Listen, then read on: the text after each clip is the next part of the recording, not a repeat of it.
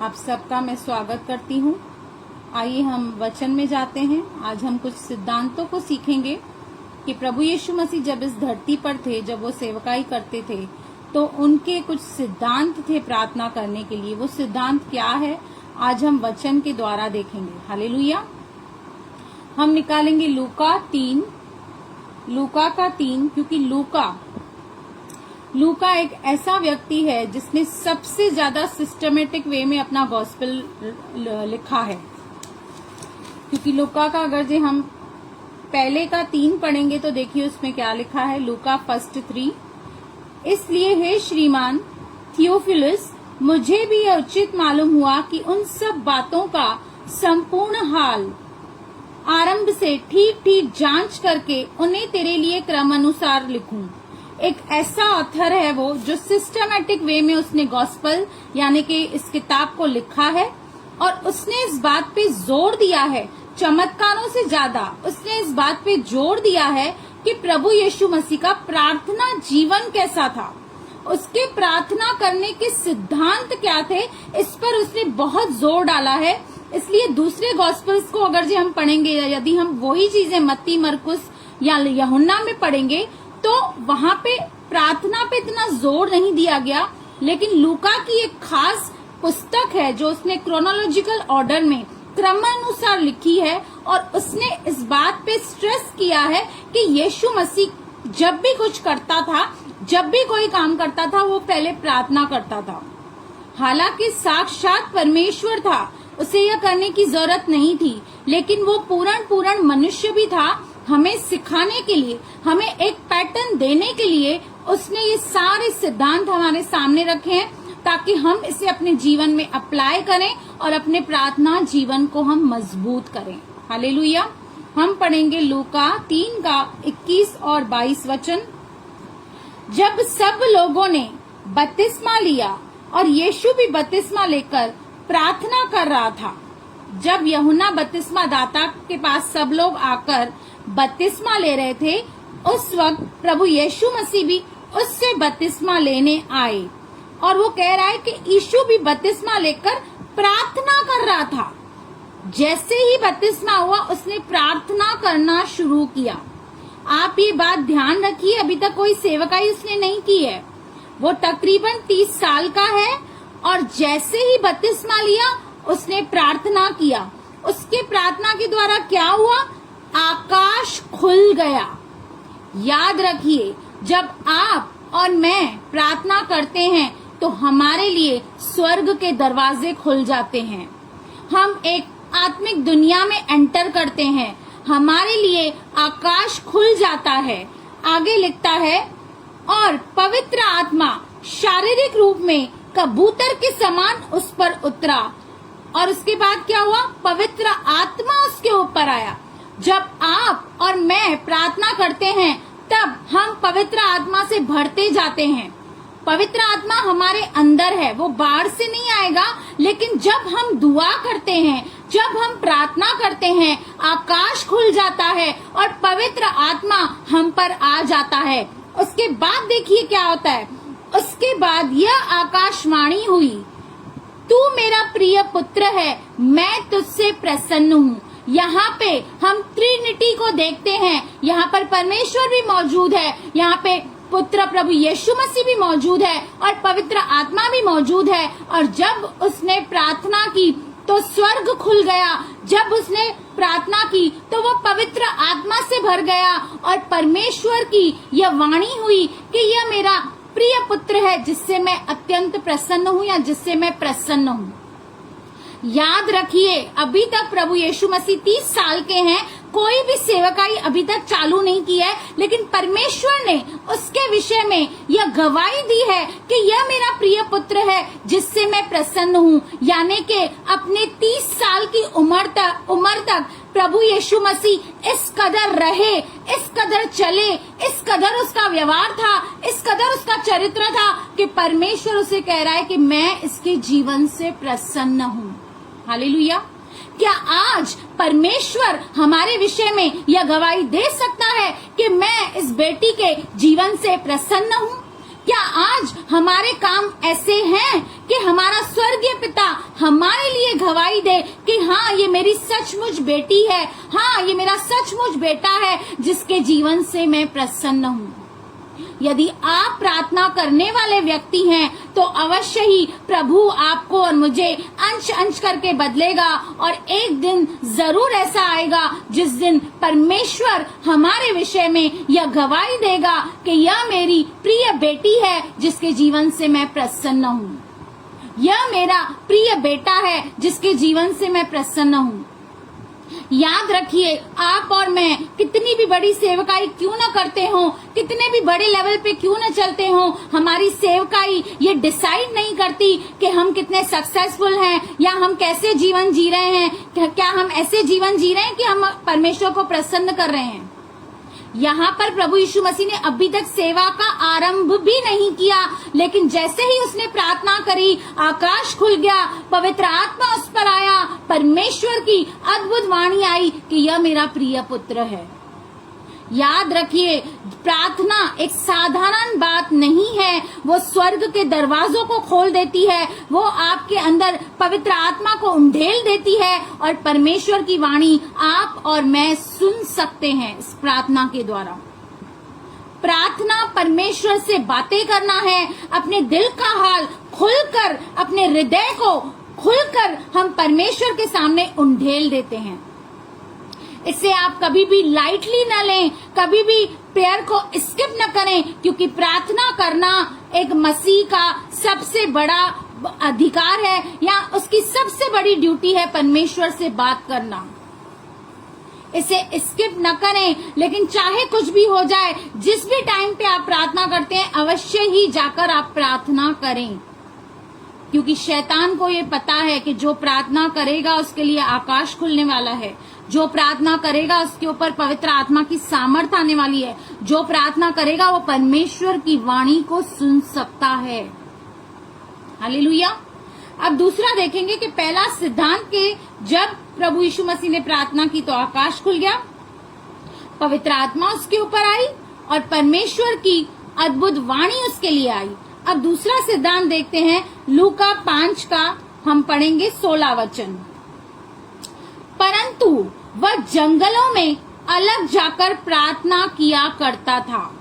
आपको पता है कि प्रभु यीशु मसीह अपने लाइफ में इतना सक्सेसफुल कैसे था, अपनी पर्सनल लाइफ में सक्सेसफुल था, अपनी सेवकाई में सक्सेसफुल था। उसका राज ये था कि प्रभु यीशु मसीह पूरी रात जाके पहाड़ों पर प्रार्थना करता था और अपने परमेश्वर से बातें करता था। शांत जगह में वो जाकर परमेश्वर से वाद विवाद करता था और हर दिन परमेश्वर उसे वो फ्रेश सप्लाई देते थे, वो पावर देते थे, वो सामर्थ देते थे, जिसके द्वारा वह बढ़ता हुआ परमेश्वर के राज्य की सेवकाई करता था। हालेलुया। क्या आज हम ऐसी प्रार्थना करते हैं? क्या हमने कभी पूरी रात बैठ के प्रार्थना की है? आपको और मुझे ऐसे स्थान में प्रार्थना करनी है जहां पे हमें कोई भी डिस्टरबेंस ना हो, क्योंकि याद रखिए, जब आप और मैं प्रार्थना करते हैं तो संसार की बहुत सारी बातें हमारे बीच में आ जाती हैं, एक बाधा बन के आ जाती है। या तो फोन बजेगा, या तो डोरबेल बजेगी, या बच्चों की आवाज, बहुत सारे डिस्टरबेंस हमें आते हैं। लेकिन हमें एकांत में बैठकर रात को या ऐसे समय को चुनना है जहां पर हम परमेश्वर के साथ खुले रीति से बात कर सकें, वहां पे हमें कोई भी डिस्टर्ब करने वाला न हो, कोई भी उसके बीच आने वाला न हो। आप चाहते हैं कि परमेश्वर आपको इस्तेमाल करे, आप चाहते हैं कि अपने पर्सनल लाइफ में आप उन्नति पाएं, तो याद रखें, आपको और मुझे ऐसा व्यक्ति बनना है जो गुप्त में जाकर अपने पिता से प्रार्थना करे, अपने दिल का हाल बताए, उसके साथ एक घनिष्ठ संबंध बनाए, और मेरा पिता जो गुप्त में देखता है वो खुले रीति से आकर आपको प्रतिफल देगा। जितने भी लोग लिखा है प्रभु यीशु मसीह के पास आते थे, वे सारे चंगे होते थे। एक भी ऐसा व्यक्ति नहीं था जो प्रभु यीशु मसीह के पास आया लेकिन चंगाई को नहीं पाया। उसका राज ये है कि वो रोज परमेश्वर के पास जाके फ्रेश सप्लाई लेता था, उसके सामर्थ को लेता था, उससे बात करता था, उससे वो अनुग्रह प्राप्त करता था और उससे वो उसके राज्य और महिमा के लिए इस्तेमाल करता था। हालेलुया। तो ऐसी जगह पे प्रार्थना करें, ऐसे समय को नियुक्त करें जहां आप और परमेश्वर और कोई भी ना हो। हालेलुया। तो हमने ये दूसरी बात देखी, जितनी आपकी पॉपुलैरिटी बढ़ेगी उतना प्रार्थना को ज्यादा बढ़ाना। प्रभु यीशु मसीह की सेवकाई बढ़ती जा रही थी। हजारों लाखों लोग उसके ऊपर गिरे पड़ते थे, लेकिन उसने कभी भी अपने प्रार्थना जीवन से कॉम्प्रोमाइज नहीं किया। वो नित्य, जैसा उसका नियम था, वो पहाड़ पर जाकर पूरी रात परमेश्वर से प्रार्थना करता था और पूरी रात बिताता था प्रार्थना करने में। आज हमको कोई 1 घंटा बोल दे कि प्रार्थना करो, चलो 1 घंटा तो छोड़ो, आधा घंटा कोई बोल दे, हमारे लिए बहुत मुश्किल हो जाएगा। लेकिन इन बातों के लिए आपको और मुझे प्रैक्टिस करना है। ये ऐसे ही नहीं होगा। हम जब भी प्रैक्टिस करेंगे, इसे प्रैक्टिकली हम जब अप्लाई करेंगे, तभी हमारा प्रार्थना जीवन बढ़ सकता है। हालेलुया। चलिए दूसरा देखते हैं, लूका 6:12 और 13 वचन। लूका 6:12 और 13 वचन। उन दिनों में वह पहाड़ पर प्रार्थना करने गया। फिर से प्रभु यीशु मसीह के बारे में बता रहा है कि उन दिनों में वह पहाड़ पर प्रार्थना करने गया और परमेश्वर से प्रार्थना करने में सारी रात बिताई। सेवकाई करने से पहले प्रार्थना किया, कुछ भी काम करने से पहले पूरी रात उसने प्रार्थना में व्यतीत किया। उसके बाद क्या किया सुनिए। जब दिन हुआ तो उसने अपने चेलों को बुलाकर उनमें से 12 चुन लिए और उनको प्रेरित कहा। प्रभु यीशु मसीह ने 12 चेलों को चुनने से पहले पूरी रात प्रार्थना करी, परमेश्वर से अगुवाई ली, परमेश्वर से पूछा कि इन 12 में से इन सारे चेलों में से किनको मैं नियुक्त करूं कि वो तेरे लिए प्रेरित हो। याद रखिए, कभी भी कोई भी इम्पोर्टेंट डिसीजन लेना है आपको अपने लाइफ का, चाहे बिजनेस के लिए हो, चाहे करियर के लिए हो, चाहे शादी के लिए हो, तो आपको और मुझे पहले परमेश्वर से पूछना बहुत जरूरी है। प्रभु यीशु मसीह जो कि साक्षात परमेश्वर था, जिसके पास इनफिनाइट नॉलेज था, उसे क्या जरूरत थी प्रार्थना करके फिर डिसाइपल चुनने की। वो ऐसे भी चुनता था तो भी वो कभी रॉन्ग नहीं होता था, लेकिन उसने हमारे लिए एक नमूना रखा, उसने हमें ये करके दिखाया ताकि हम उससे इंस्पायर होके अपना कोई भी काम जब हम करें, कोई इम्पोर्टेंट डिसीजन जब हम अपने लाइफ का लें, तो हमें उसके लिए पहले प्रार्थना करना बहुत जरूरी है। वरना होगा क्या, अगर हम प्रार्थना नहीं कर रहे हैं और अपने मन मुताबिक अपनी समझ के अनुसार चल रहे हैं, तो हो सकता है आगे चल के हमें बहुत बड़ी हानि उठानी पड़े। और परमेश्वर हमें इन चीजों से बचाना चाहता है। इसलिए कोई भी कार्य करने से पहले वचन से या काम से जो कुछ भी करो, तुम प्रभु यीशु मसीह के नाम से करो। अपनी समझ का सहारा हमें नहीं लेना है, लेकिन उसके लिए हमें दुआ करनी है, प्रार्थना करनी है, परमेश्वर से अगुवाई लेनी है कि मैं ये चीज कर रहा हूँ, मैं ये चीज कर रही हूँ, क्या ये सही है। परमेश्वर का आत्मा जो कि पवित्र आत्मा हमें दिया गया है, वो हमें अगुवाई करेगा और हमें बताएगा कि हमें क्या करना है। हालेलुया। आइए हम दूसरा देखते हैं, लूका 9 का हम 28 और 29 वचन देखेंगे। लूका 9, 28 और 29 वचन हम देखेंगे। इन बातों के कोई 8 दिन बाद वह पतरस, यूहन्ना और याकूब को साथ लेकर प्रार्थना करने के लिए पहाड़ पर गया। पहले तो वो अकेला जाता था, पूरी रात प्रार्थना करता था, लेकिन अपने वो 3 खास चेलों को लेकर वह पहाड़ पर प्रार्थना करने गया। उसके बाद देखिए क्या हुआ। जब वह प्रार्थना कर ही रहा था तो उसके चेहरे का रूप बदल गया। वहां पर एक ट्रांसफॉर्मेशन का काम हुआ। अचानक से एक नूर, एक लाइट प्रभु यीशु मसीह के चेहरे से झलकने लगी। आगे कहता है, जब वह प्रार्थना कर ही रहा था तो उसके चेहरे का रूप बदल गया और उसका वस्त्र श्वेत होकर चमकने लगा। एक सन के जैसे, एक सूरज के जैसे किरणें उसके मुख से निकलने लगी। एक नई ताजगी, एक फ्लैशिंग लाइट, एक रेडियंट लाइट उसके चेहरे से निकलने लगी। याद रखिए, जब हम, आप और मैं प्रार्थना करते हैं तो प्रभु हमारे अंदर बदलाव की प्रक्रिया करता है। वो हमें ट्रांसफॉर्म करता है। वो एक दिन में नहीं होगा, एक प्रार्थना से नहीं होगा, लेकिन हम जब दिन प्रतिदिन प्रार्थना करते जाएंगे, प्रभु हमें ट्रांसफॉर्म करते रहेगा और उसकी जो ग्लोरी है, जो उसकी महिमा है, वो हमारे चेहरों से झलकेगी। हालेलुया।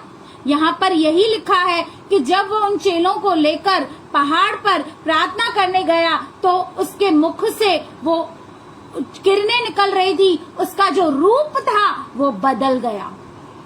हालेलुया। और हमें भी प्रभु दिन प्रतिदिन अपनी महिमा में, अपने राज्य में वो हमें बदलेगा, हमारी आदतें बदलेगा, हमारी सोच बदलेगा, हमारे जीवन में जो कमी घटियां हैं वो दूर करेगा और हमें भी वो अपने नूर को दिखाएगा। हालेलुया। क्योंकि दूसरा कुरिन्थियों 3:18 कहता है, परंतु जब हम सब के उघाड़े चेहरे से प्रभु का प्रताप इस प्रकार प्रकट होता है, जिस प्रकार दर्पण में, तो प्रभु के द्वारा जो आत्मा है, हम उसी तेजस्वी रूप में अंश अंश करके बदलते जाते हैं।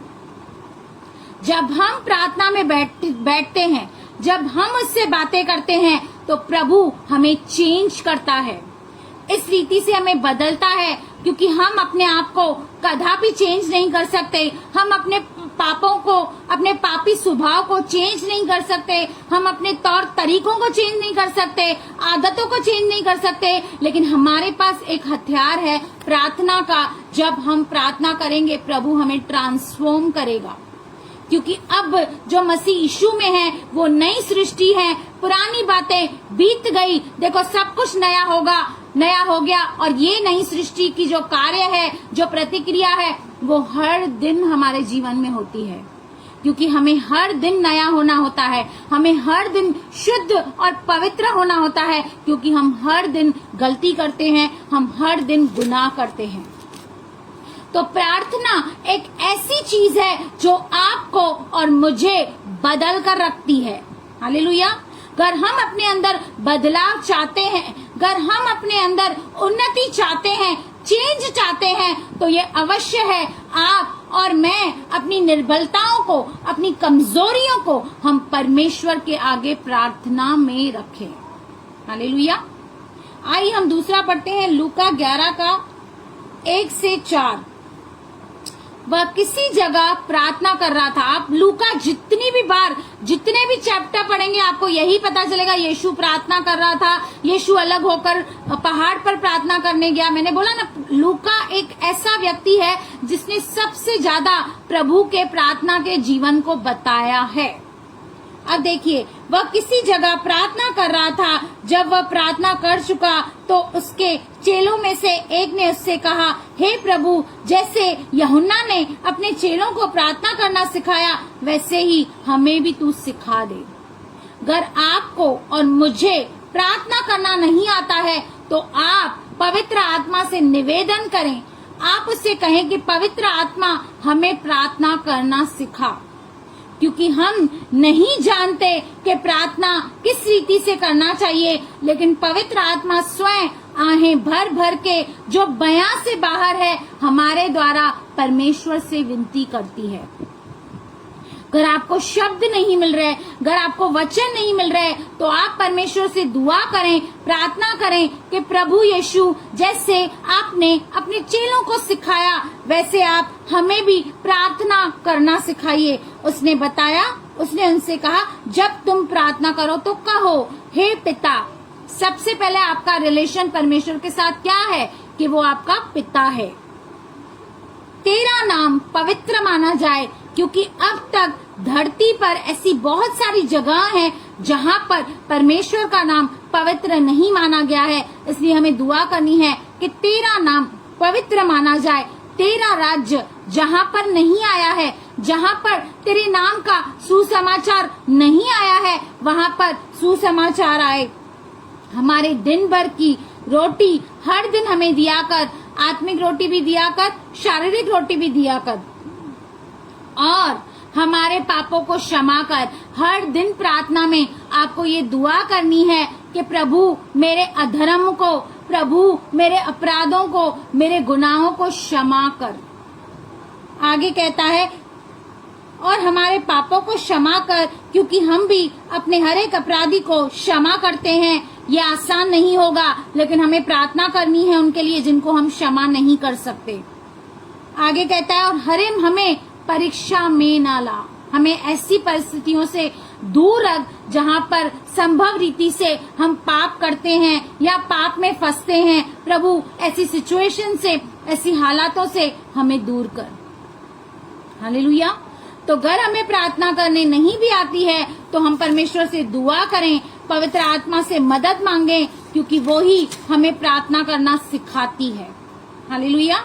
हम दूसरा पढ़ेंगे, लूका 22:31 से पढ़ेंगे हम 31 और 32। लूका 22:31 और 32। शिमोन, देख शैतान ने तुम लोगों को मांग लिया है कि गेहूं के समान फटके। यहाँ पे प्रभु यीशु मसीह पतरस से कह रहे हैं कि शैतान ने तुम लोगों को मांग लिया है ताकि वो तुम्हारा सत्यानाश करे, तुम्हें खत्म करे, परंतु मैंने तुम्हारे लिए विनती की है कि तेरा विश्वास जाता न रहे। आगे कहता है, और जब तू फिरे तो अपने भाइयों को स्थिर करना। वो कह रहा है कि मैंने तेरे प्रोटेक्शन के लिए ऑलरेडी तेरे लिए प्रेयर की है। यानी कि जब हम प्रार्थना करते हैं तो हम शैतान की हर एक चाल से बच जाते हैं। उसने जो भी प्लानिंग और प्लॉटिंग हमारे लिए करी होती है वो उसकी असफल होती है, क्योंकि हमने उसके लिए बैकअप में प्रार्थना कर ली है, हमने उसके लिए दुआ कर दी है, और प्रभु हमें उन चीज से प्रोटेक्ट करता है, हमें बचाता है, और वो हमारी हानि नहीं कर सकता। पर यदि हम प्रार्थना करने वाले व्यक्ति नहीं हैं, हम प्रार्थना नहीं करते, तो हम एक ऐसे मैदान में खड़े हैं शैतान के आगे जहां पे हमारी हार तय है। प्रार्थनाएं करने के द्वारा ही हम उस स्पिरिचुअल बैटल को जीत सकते हैं। इसलिए आप और मैं एक बैटल में हैं, हमें रोज एक रणभूमि में हैं हम, जहां पर रोज हमें शैतान की बातों से, अपनी हर एक कमजोरियों से लड़ना पड़ता है, और कुछ निर्णय लेने पड़ते हैं, और हमें सोचना पड़ता है कि इसके द्वारा परमेश्वर का राज्य बढ़ेगा या कम होगा। तो इसमें आपकी सहायता और मदद ये प्रार्थना करेगी, आपको एक अद्भुत प्रोटेक्शन देगी, और प्रभु आपको संभाले रखेगा, और वो दुष्ट आपको छूने भी नहीं पाएगा। हालेलुया। यहाँ पर लिखा है, हम पढ़ेंगे इब्रानियों 7:25। इसलिए जो उसके द्वारा परमेश्वर के पास आते हैं वह उनका पूरा पूरा उद्धार कर सकता है, क्योंकि वह उनके लिए विनती करने को सर्वदा जीवित है। आज प्रभु यीशु मसीह परमेश्वर के दाहिने ओर बैठ के क्या कर रहे हैं? हमारे लिए विनती कर रहे हैं, हमारे लिए दुआ कर रहे हैं, हमारे लिए प्रार्थना कर रहे हैं कि ये मेरी बेटी को संभालना, ये मेरी बेटी की इच्छा है, उसकी ये योजना है, प्रभु तू सफल करना। आज भी प्रभु यीशु मसीह परमेश्वर की दाहिनी ओर बैठकर हमारे लिए विनती करता है। लिखा है वह उनके लिए विनती करने को सर्वदा जीवित है। वो हमारे लिए मध्यस्थी कर रहा है ताकि हमारे जीवन में मुश्किलें ना आए, ताकि हमारे जीवन में समस्याएं ना आए, लेकिन हम प्रभु की महिमा करें।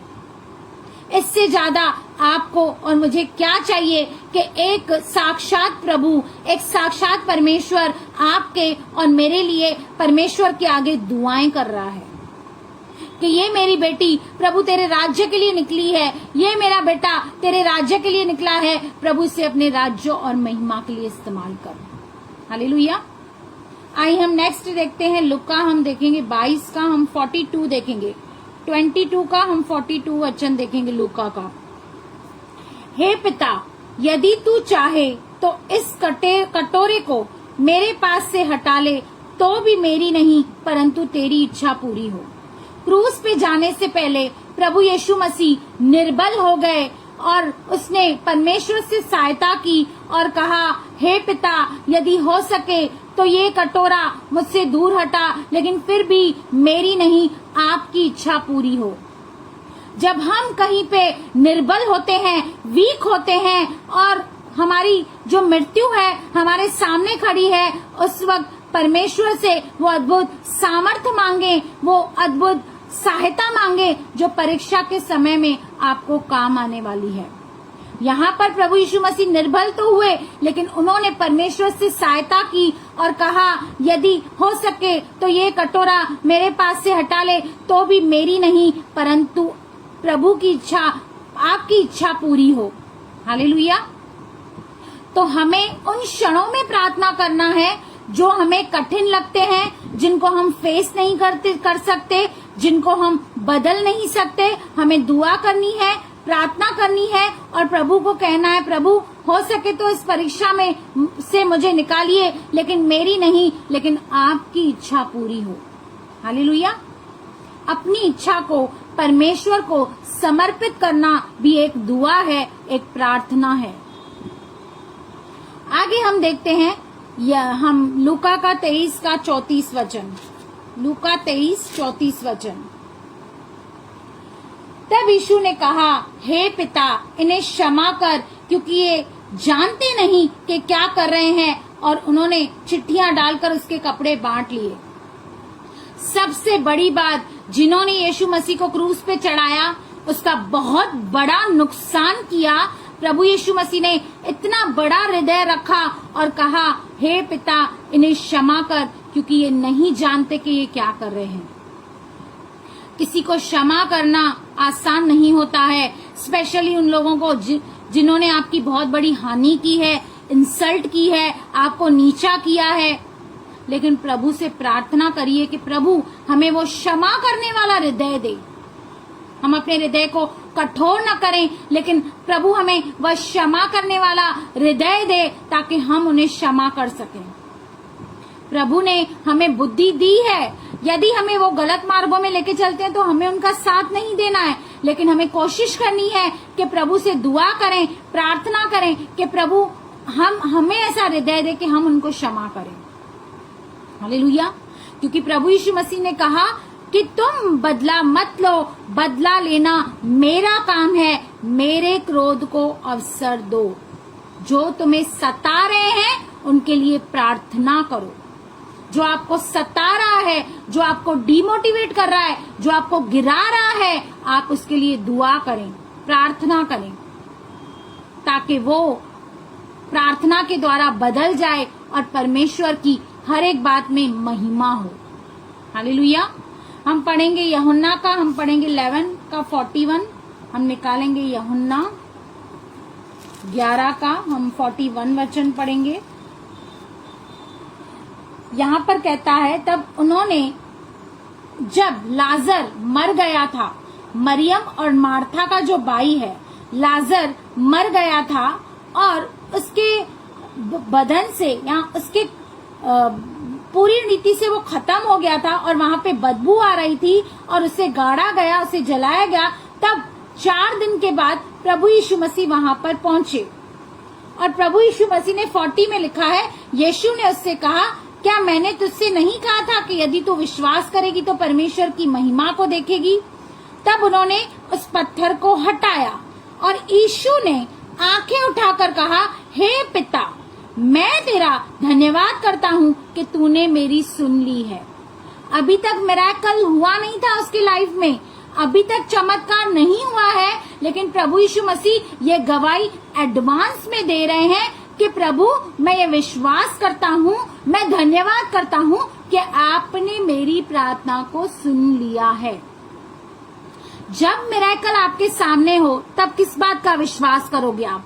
आपको विश्वास तब करना है जब परिस्थितियां विपरीत है और अभी तक वो काम आपके जीवन में नहीं हुआ है। आपको उसको ऐसे लेके चलना है कि मानो वो काम हो गया है, तो वो आपके लिए और मेरे लिए हो जाएगा। क्योंकि लिखा है कि जब तू प्रार्थना करे तब प्रतीति कर कि जो भी तूने मांगा है वो तुझे मिल गया है और तब वह तुझे मिल जाएगा। इसने एडवांस में ही परमेश्वर का धन्यवाद किया, कहा कि प्रभु मुझे पता है तू मेरी हर एक प्रार्थना को सुनता है। ये कॉन्फिडेंस उसको कहां से आया? ये कॉन्फिडेंस उसको अपने निजी प्रेयर जीवन से आया। उसको पता था कि उसका जो रिलेशन है परमेश्वर के साथ वो इतना मजबूत है, वो इतना गहरा है, वो इतना घनिष्ठ है कि जो भी वो कहेगा वो डॉट बाय डॉट परमेश्वर वैसा ही करेगा। ये कॉन्फिडेंस आपको और मुझे तभी आएगा जब हमारा भी प्रार्थना जीवन इस कदर मजबूत होगा, जब हमारा भी प्रार्थना जीवन इस कदर आशीषित होगा, जब हमारा भी प्रार्थना जीवन इतना मजबूत होगा, तब ही हमें ये कॉन्फिडेंस आएगा जैसे प्रभु यीशु मसीह को ये कॉन्फिडेंस था और उसने एडवांस में परमेश्वर का धन्यवाद किया क्योंकि वो जानता था कि उसकी प्रार्थना कभी भी प्रभु अस्वीकारेगा नहीं। क्या हमारे पास ऐसा कॉन्फिडेंस है? ये कॉन्फिडेंस यूं ही नहीं आ जाएगा। ये कॉन्फिडेंस तब आएगा जब आपका और मेरा एक घनिष्ठ संबंध होगा परमेश्वर के साथ। और ये एक दिन में नहीं बनेगा, इसके लिए समय लगेगा। जब आप रोज उससे बातें करेंगे, जब आप रोज उससे दुआ करेंगे, वचन पढ़ेंगे, उसके साथ समय बिताएंगे, तो ये कॉन्फिडेंस आपके और मेरे अंदर भी डेवलप हो जाएगा। हालेलुया। क्योंकि पहला यूहन्ना 5 का 14 और 15 क्या कहता है? सुनिए, पहला यूहन्ना 5 का 14 और 15 वचन। हम जानते हैं कि हम मृत्यु से पार होकर जीवन में पहुंचे हैं क्योंकि हम भाइयों से प्रेम रखते हैं। जो प्रेम नहीं रखता वह मृत्यु की दशा में रहता है। जो कोई एक मिनट, सॉरी, मैं गलत रेफरेंस पढ़ रही हूँ। पहला यूहन्ना 5 का 14 और 15। और हमें उसके सामने जो हियाव होता है वह यह है कि यदि हम उसकी इच्छा के अनुसार कुछ मांगते हैं तो वो हमारी सुनता है। यदि हमारी प्रार्थना उसकी इच्छा के अनुसार है तो वो हमारी सुनता है। हालेलुया। आगे कहता है, जब हम जानते हैं कि जो कुछ हम मांगते हैं वह हमारी सुनता है तो यह भी जानते हैं कि जो कुछ हमने उससे मांगा वह पाया है। Prayer plus word of God एक पावरफुल प्रेयर हो जाती है। जब आप वचनों को प्रार्थना में कन्फेस करते हैं, बोलते हैं, तो आपकी और मेरी प्रार्थना इफेक्टिव हो जाती है। हालेलुया। तो हमें अपने प्रार्थना को इफेक्टिव घर बनाना है तो हमें वचन को क्लेम करना है और परमेश्वर की इच्छा के अनुसार मांगना है। जब हम परमेश्वर की इच्छा के अनुसार मांगते हैं तो वो हमारी सुनता है। और इसका उल्टा भी आप लिख सकते हैं, यदि हम उसकी इच्छा के अनुसार नहीं मांगते तो वो हमारी नहीं सुनता। और वो कहता है, और हमें उसके सामने जो हियाव होता है वह यह है कि यदि हम उसकी इच्छा के अनुसार कुछ मांगते हैं तो वो हमारी सुनता है। और जब हम जानते हैं कि जो कुछ हम मांगते हैं वह हमारी सुनता है तो यह भी जानते हैं कि जो कुछ हमने उससे मांगा वह पाया है। प्रॉब्लम यह है कि आज हम मांग नहीं रहे हैं, आज हम अपना मुख खोल नहीं रहे हैं। हम दूसरों के ऊपर डिपेंड हैं कि ये भाई मेरे लिए दुआ करे, ये बहन मेरे लिए दुआ करे, ये पास्टर मेरे लिए दुआ करे, ये अगुआ मेरे लिए दुआ करे। आप कब करेंगे? आपको और मुझे खुद दुआ करनी भी चाहिए। अगर हमें नहीं आती तो सहायता और मदद मांगनी चाहिए। अगर हम नए हैं तो बात अलग है, लेकिन अगर हमें बहुत साल हो गए हैं तो हमें परमेश्वर से खुद मांगना है, खुद दुआ करनी है, खुद घुटने टेककर उसके सामने बैठना है और उससे सीखना है और उससे एक घनिष्ठ संबंध बनाना है जिसके द्वारा ये कॉन्फिडेंस हमारे अंदर आए कि हमारी दुआ सुनने वाला हमारा परमेश्वर है, हमारा स्वर्गीय पिता है जो हमारी हर एक दुआओं को सुनता है।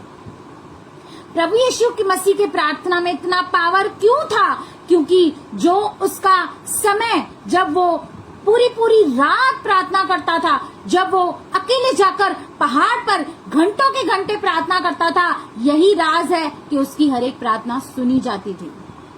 Power of prayer is rooted in your private time of prayer.